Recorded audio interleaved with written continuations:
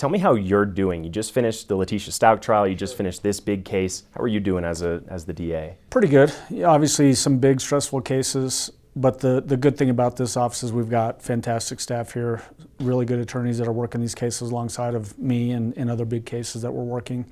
Our support staff is phenomenal, and they make sure that we're in the right place at the right time and equipped with the right tools to get the job done. So all in all, really good. I want to get into how this kind of plea agreement worked out. I think it may have caught some people by surprise that a case of this magnitude would have gone in that direction.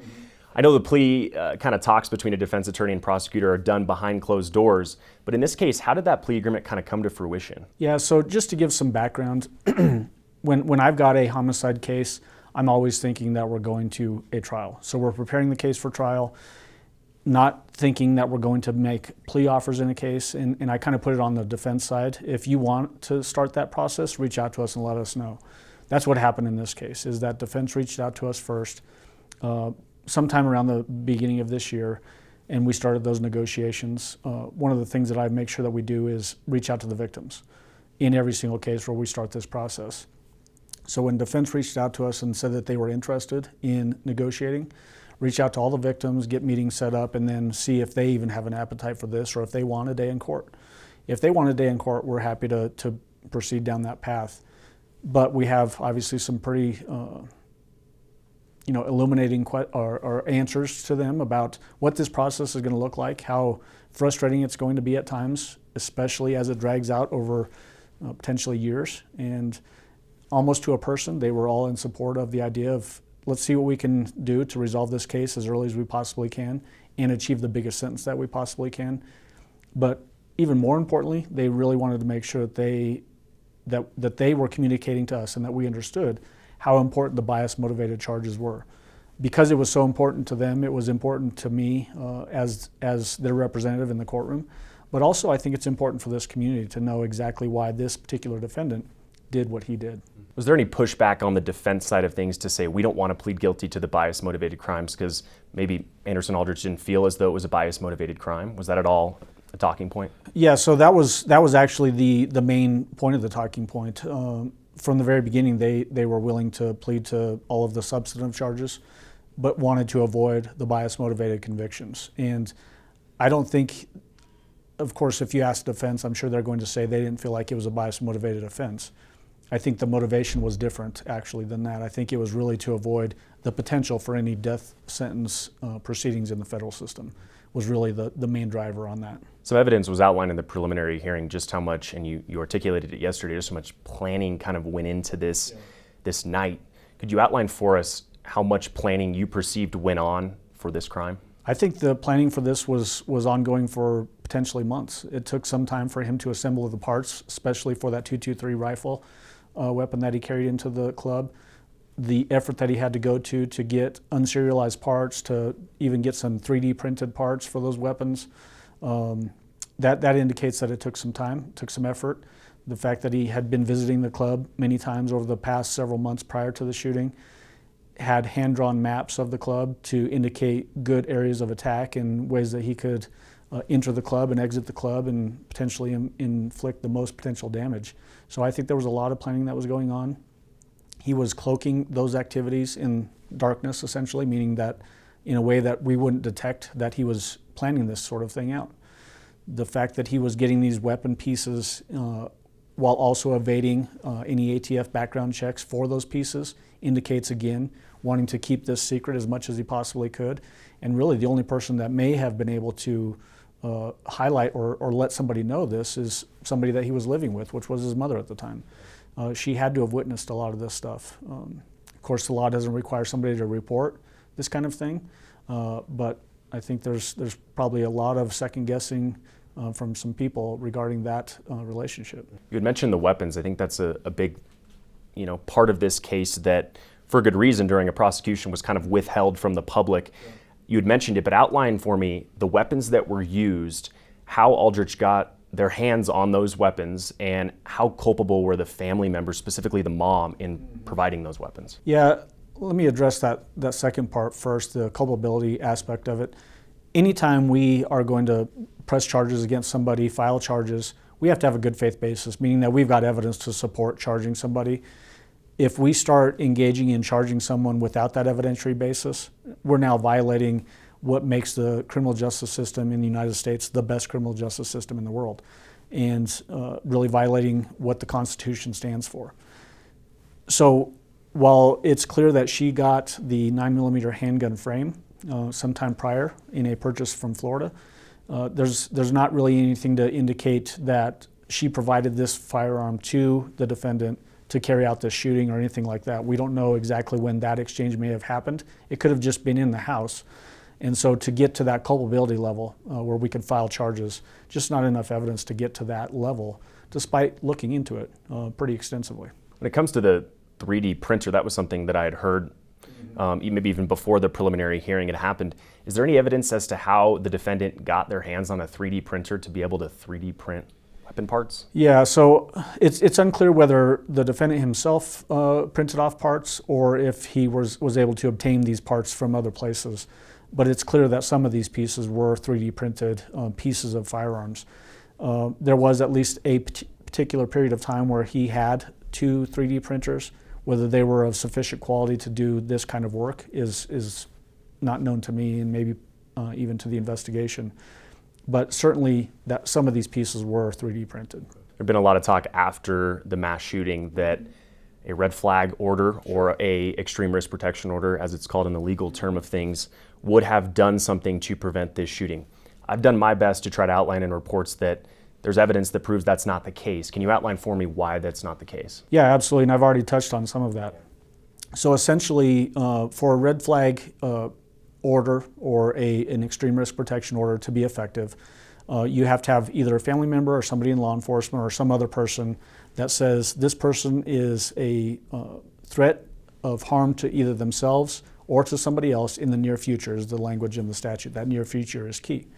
So if a party has that issue and they bring that forward and file something with the court can issue that protection order, which would show up as a flag when you get a background check for an ATF background check on firearms purchases. The mandatory protection order that enters on any felony case does the exact same thing. So there's that aspect of it. But more importantly, the actions of this particular defendant. When you're talking about obtaining firearms pieces that are not serialized, that are purposely being obtained to evade ATF background checks, there's no way, even if a red flag had been in existence, that would have stopped him from getting these parts, assembling these weapons, and doing exactly what he did on November 19th. And that's the unfortunate reality of the world we live in today. Is there anything that can be done to prevent this shooting? Is there anything that could have been done to prevent this defendant from, in any number of ways, getting their hands on ways to build guns or be provided parts of guns that we can learn from in the future? Or is there really nothing that can be done? Yeah, I hesitate to say that nothing can be done because I think, there's a lot of smart people that can figure out ways to maybe make this better. I think ultimately, though, it comes down to what do we want as a society, and do we want to continue to, unfortunately, violence is rampant in this society these days. And that's really the bigger issue. Until we address the societal issues where we're breeding people that are willing to dehumanize people, turn people into political slogans or that kind of thing, and then they become targets because now they're not as much as a human as they were before, we're going to continue to see these things. And I think really that's where the answer lies, is to somehow get respect for each other back into popular culture, and hopefully that will shut it down to some degree. But that's a big change, probably generational change. Secondarily, I think we've got to be really smart about what we're doing with criminal justice reform. We've had some eroding of the ability of people that have been convicted of felonies can lawfully obtain weapons to a degree that wasn't in existence just a few short years ago.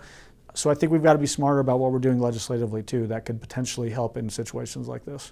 Something I heard over and over again from victims when they wanted to speak to us is they didn't feel like life in prison without the possibility of parole was considered a just punishment in this case. What are your feelings on whether or not that is a just punishment for a crime of this nature? So what I think is important to note there is that justice can look like any number of different things. And what we're really talking about there is what is a just result based on the law that's available at the time. I think the people that you're referring to were really adamant about the idea that the death penalty should have been an option. I agree with them. I think the death penalty should have been an option in a case like this. And unfortunately, we don't have that anymore. It went away back in 2020. But anytime you're committing these sorts of what I'm going to call a terror attack in a community, you should have the ultimate punishment available. And it's important to note, too, that when you're talking about going after a death penalty in a case like this, that you're first presenting the facts to a jury to determine whether somebody's guilty or not guilty. These are people from the community, so the community is actually weighing in on whether this person should be held guilty based on those facts. But then once that guilty phase is completed and they find somebody guilty, you go back to that same jury and you now are presenting death penalty information to them. And the community, again, is making a determination whether they think the death penalty should apply. And that's the way the statute was prior to it being abolished back in 2020. That seems like a really good system because you're really allowing people of the 4th Judicial District to hear the facts of the case, to hear all of the aggravators and mitigators that might be present in any given case, and then they make a community decision to decide whether something like that should be carried out or not. That's important. It gives people a role to play in the criminal justice system that we simply don't have today. Something that actually just happened last week that I think plays right into this conversation is the Supreme Court decision, which I'm sure you're aware of, which gives now first-degree murder, people accused of first-degree murder, the right to bail. Mm-hmm. What ramifications does that have on public safety for potentially heinous crimes like this? So if this case, well, even the fact that this case was pending when that decision came down, if we were headed on a trial track, I'm sure that the defense attorneys in this case would have come back and said, hey, we need to get in front of the judge and get a bond set in this case. He was being held without bond since the night that he was arrested, back on November 20th is when he was actually arrested. So that's the ramification, is that now people that are committing the most heinous offenses in a community, whereas we had been able to hold them without bond, meaning that we're going to stay in jail until the case was tried to a jury, are now going to have the chance to bond out of jail and be out in the community again. I think that's a travesty and something that was certainly contemplated at the time that the death penalty was being talked about being abolished, and yet ignored and not really looked at as a ramification, but it certainly is. And it will have a detrimental impact, I think, on public safety. We will have people that are charged with first-degree murder get out of custody on bond as a result of this opinion, and that puts people in jeopardy. It also means that these are the types of offenses where a defendant who's charged with first-degree murder, especially if they've killed multiple people, those are exactly the kinds of cases that defendants would want to flee from. We see that all the time. We saw that with Letitia Stout, where she fled the state and was eventually arrested in South Carolina and then fought with deputies in the transport back. So these are dangerous people who are not afraid to carry out violence against others, including people that are apprehending them, and will be back out on the street potentially if the bond is low enough. What can be done with that decision? Is it because that's a Supreme Court decision that it's binding on all state cases and that really nothing can be done, or is there something that can be done on a county by county basis to amend that at all? Yeah, so because it's a state Supreme Court decision, that's binding on the entire state. That means that every person charged with first-degree murder in the state of Colorado that was being held with no bond at the time that that decision came down, now are going to be going back in front of judges and getting bonds set on their cases. So it's got huge ramifications. The only way to change that is to do some statutory change in the future that says these types of cases potentially can be held without bond if certain conditions are met, similar to what we had in place before. To go back to the bomb threat case, which was much talked about in the lead up to preliminary hearing time, I'd asked you a question yesterday about the reason why you were not able to subpoena family members to come testify. Yep. Is there a way that we can improve our state-to-state subpoena process that maybe could get them served in the future in a case that maybe happens in the future? Yeah. So the thing that's tough about that is that each individual state is its own jurisdictional entity. There's no real connection between the states as far as that goes other than interstate agreements. And that's what was in place here, and we actually complied with all of that, got in front of state authorities in Florida to get grandparents under service and have subpoenas issued under Florida law that would require them to come back, just couldn't get them served with the actual subpoenas. I'm not sure necessarily that there is a good fix for that, because there is this idea that this is a republic of states, right? That each inherent state, or each state I should say, has their own inherent jurisdictional powers and to force something on them from a top-down approach. I don't know that that would go over very well from a state-by-state basis. And for the most part, it works. We had to do that with Letitia Stauch's case. We subpoenaed people from other states and had to go through that interstate subpoena process. Most times it works just fine. There are occasionally times when it doesn't work, especially when people are effectively and consistently working to evade service of subpoenas. I want to dive a little bit more into how they weren't able to be served. Sure. Was it the fault of like a process server in Florida, or who, in your opinion, was truly at fault for not being able to serve them? So I think it's important to note that we've got to be somewhat careful about this so that grandparents of this defendant, mother of this defendant, don't fall under threats from other people because they hear that we're talking about these kinds of things. But ultimately, the fault really lies on the person that's trying to evade service. The process servers in Florida and also locally went to extensive efforts to get subpoenas.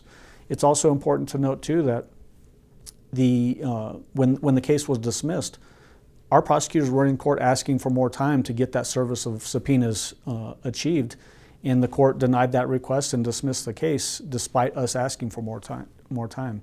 So really, it's just part of what the criminal justice system is built to be like. We still have constitutional protections that we have to abide by. That helps all of us. If any of us find ourselves in the seat of being charged with a crime, it's important that our constitutional rights are protected. Same with this particular defendant. So if we can't get service on somebody because they're actively evading, that happens on occasion. With this case, another hotly contested state statute or law was the sealing of criminal records right after a case is dismissed. There's been some talk about amending that a bit. What do you want to see change to that law specifically to help us avoid a situation like we experienced with that? Yeah, I mean, that was, from our perspective, very frustrating, because what we know is that prior case existed. It was covered in the media at the time. There were media reports out there about it. People were in the courtroom when it happened. And yet, because of this change in the statute that says if a case is dismissed, the only thing that you can say from a prosecutor's standpoint, or really anybody in the criminal justice system, is that no such record exists. And so what that leads to is people in the community hear that, they know something happened prior, and now you've got a prosecutor or a sheriff or somebody like that saying it doesn't exist. It can lead to distrust. It can lead people to think that we're trying to cover something up when that's not the case. We're really just following statute. And that was one of my big pushes in that press conference we had in December of last year, was we've got to get somebody to take this up and change this law so that we don't have this ridiculous scenario any longer where we have to lie to the public because statute says we have to lie to the public. Didn't catch any ground. It didn't catch any traction from any legislators, either locally or across the state, and we didn't see anything in the last legislative session.